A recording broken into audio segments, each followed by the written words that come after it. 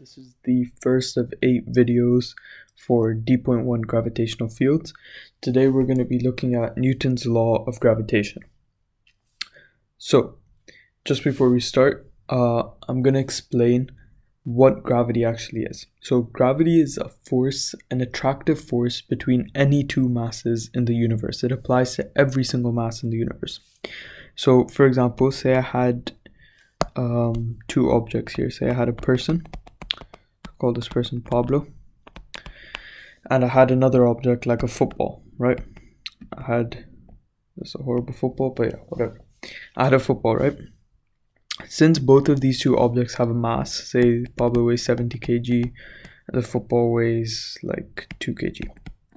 Okay, since they both have a mass, they will both exert an attractive force on each other. The ball will pull Pablo towards itself, and Pablo will pull the ball towards himself. And this is true for any two masses or multiple masses in the universe. However, when the masses are relatively small, which is like 70 kg and 2 kg are relatively small in the scope of things, this force is very, very small, so we don't really see the effects of this force. However, when we have way larger masses like the Earth, then the force of gravitation between huge masses has a very visible impact. For example, the sun, the Earth, the stars, they all are affected by gravity. Now, let's move on to Newton's gravitation law now. So Isaac Newton came up with the law of gravitation, which is essentially an equation that explains what I was just talking about. The force, the attractive force experienced by any mass in the universe due to another mass near it. So, Newton's gravitation law in a statement. The gravitational force between two point masses is proportional to the product of the masses and inversely proportional to the square of their separation. So, let's just break this down. So, the gravitational force, which we already discussed, is an attractive force. Let's call this F, and we can put a small g for gravity. So, it's a gravitational force between any 2 point masses. So, we have 2 point masses. Now, I'll come back to the concept of a point mass later, but for now, all you have to know is you have two masses. We can call them M1 and M2. Okay, those are two masses. And these are proportional to the force, which is right here, proportional to the product of the masses. So the force will be directly proportional to the product of these two masses. So you can write them as M1, M2, right? They're multiplied together, and the force is proportional to these. And after that, we see that the force is also proportional, inversely proportional to the square of their separation. So let's write that out in a statement. F is inversely proportional, so we're going to have a 1 over the square of their separation. Now, in physics, the separation between objects, at least for these types of laws, we use the letter r. It is a distance, and it does have units meters. The only reason we use r is because usually in questions you're dealing with things like planets, and say you have the sun and the earth, you're dealing with like an orbit, right? So you have like a radius of an orbit, and the radius of the orbit is also the distance of the earth from the sun. So that's why we're going to use r. Okay, and since it's r squared, it's a separation squared. Back to our equation that we're writing out here. We're going to have F is directly proportional to 1 over r squared. And let's not forget that these are gravitational forces, so we do also have a small g here. Now, Newton's gravitational law can also be translated into an equation. So now that we have these two sort of statements here, that Fg is proportional to the product of the masses, and Fg is inversely proportional to the square of the separation, r squared, 1 over r squared, we can now, to get these into an equation, write it out together. So if we combine these two statements, we get this. Fg, gravitational force, is directly proportional to m1 times m2 and inversely proportional, so we're just going to put over r squared. However, to turn this proportional symbol into an equal sign, we're going to need some sort of constant. Now that constant is what we call the universal gravitational constant, and it is represented with the symbol big G. So our constant is a big G. Now this is a super important number. It's a number Newton came up with, and it is given in the IB physics data booklet, so you don't have to memorize it. That number is 6.67 times 10 to the minus 11. Okay, you don't need to memorize this number. It is in your data booklet. Yeah, and it's part of this formula. So now, to get this all out into a formula, we're going to use our gravitational constant. We're going to write the formula as such: F G, because it's a force of gravity, is equal to big G, our gravitational constant, multiplied by m1 times m2 over r squared. Now right here, we have now come up with the universal law of gravitation. So this is a super important formula. It works on planets, it works on solar system, it works to any two objects anywhere in the world. So say two people are sitting next to each other, you can use this formula to find the force of gravity that they're both exerting on each other. Now, just two small things that I just want to note out about this formula, common mistakes.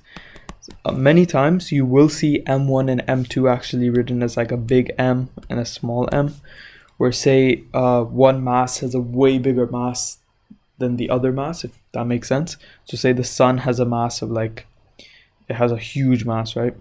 And you have a mass of like 50 kgs or something like that, I don't know. So in comparison, the sun is way bigger, so you use a big M and then you get a small m. So sometimes you will see it written like that. As long as you're able to recognize that it's a mass of one object and the mass of another object, regardless of if it's m1 and m2 or big M and small m, you should be fine. Second thing to note, I did mention this before, I'll just mention it again, that R is only used because you often deal with things that are orbiting. Again, you have something orbiting. The radius at a certain point is the distance of that object. So yeah, and so you may sometimes see it as d as well, since it is just the distance between two objects. Okay, now if I just go back to my original statement here, I did say that I would come back to this part, the point masses. Now this concept of a point mass is very important. Why? Because Newton's law of gravitation actually only works on point masses. Now, what is a point mass? A point mass is just an assumption we make that where we don't consider the size of an object when we use this law. So for example, say we had the sun.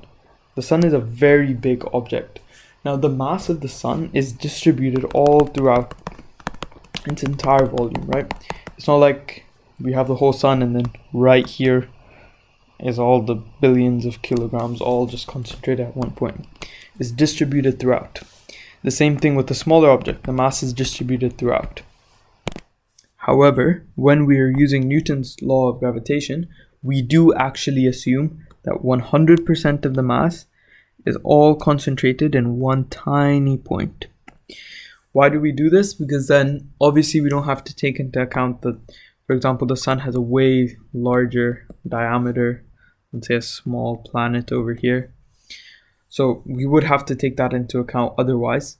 But in this case, we don't. We just assume that 100% of the object's mass, 100% of mass is concentrated all in the center of the object. Now, the implications of this in solving questions would be that, for example, let me just write out your gravitational law again. G m1 m2 over r squared. Many students often make a mistake in questions with their r value because of the concept of a point mass. Again, you'll often see this tie into space. That's why I'm using the sun a lot as an example. But say we have the sun here, this big pink circle. We have the earth here. Now, when I want to calculate the force, the attractive force between these two objects, the masses shouldn't be a problem, right? It'll give you that in the question. You have the mass of the earth, the mass of the sun. You're fine, you have your gravitational constant. But when it comes to calculating r, you cannot just use the distance between these two planets. Why? Not two planets actually, it's a planet and a star. But you can't use the distance between them. Why? Because we're assuming that 100% of the mass is concentrated right here. 100% of the mass. That means that the actual mass is also the radius of the sun distance away from the earth, right? So all the mass is here. So we also have to count this distance right here.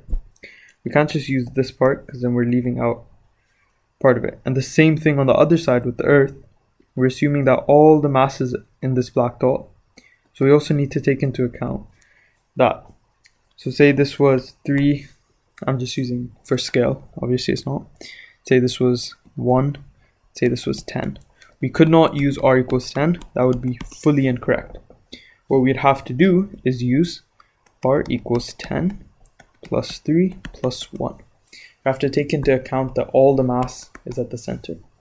So that's the real distance between our two masses. So in this case, r would be equal to 14. Okay, this would be the correct method. This would not. Okay, now, and the final last thing to touch on with Newton's universal law. Again, let me just write it out quickly. m1, m2 over r squared. Is that this is an inverse square law. Now, what does that mean?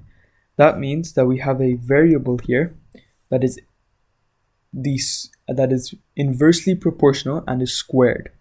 So often you might get this in multiple choices, etc. It's important to be comfortable with this concept. And the concept is basically that every time r changes, so by any sort of factor, so say r doubles. So r doubles, that would mean that the new r is equal to 2r, where r is the old r, if that makes sense. Like r is doubling, right? It's becoming 2r. But when we put r back in, then our new thing would be g, m1, m2, everything else stays constant. The masses don't change. We're just pulling them double the distance apart. We're actually going to get 2r whole squared. And that gives us everything else again stays the same. Nothing else is being affected. This gives us 4r squared. So what we've actually got is we're getting the square of our original factor. Now, what does this mean? This means if we compare our new force after doubling the distance to our old force when the distance was just r, it's actually decreased by a factor of 4 because we're dividing this expression by 4. So Fg was, say for example, it was 24 before. The new Fg is now being divided by an extra 4 that wasn't actually there before. So the new Fg, so let's call this Fg new, is actually equal to 24 over 4. So that's 6. So it's actually decreased by a factor of 4. Now in practice, now I was just showing you that with the formulas to understand why it's happening. But if I just take any two bodies like this, say this is r, and I pull them way farther apart, and now I've got them at 3r. The old force between them would be, let's call it Fg, the old force. And now the new force, after pulling them apart, is going to be the inverse of the new separation squared. So my new separation is 3. Let's do this step by step. 3 squared is 9, and I need the inverse of 9, and that'll give me 1 over 9. So my new force is 1 over 9 Fg. Alright, hopefully that makes sense, and you understand Newton's law of gravitation now. If you guys have any questions, you can put them in the comments, and we'll try our best to answer all your questions. Other than that, thank you and see you in the next one.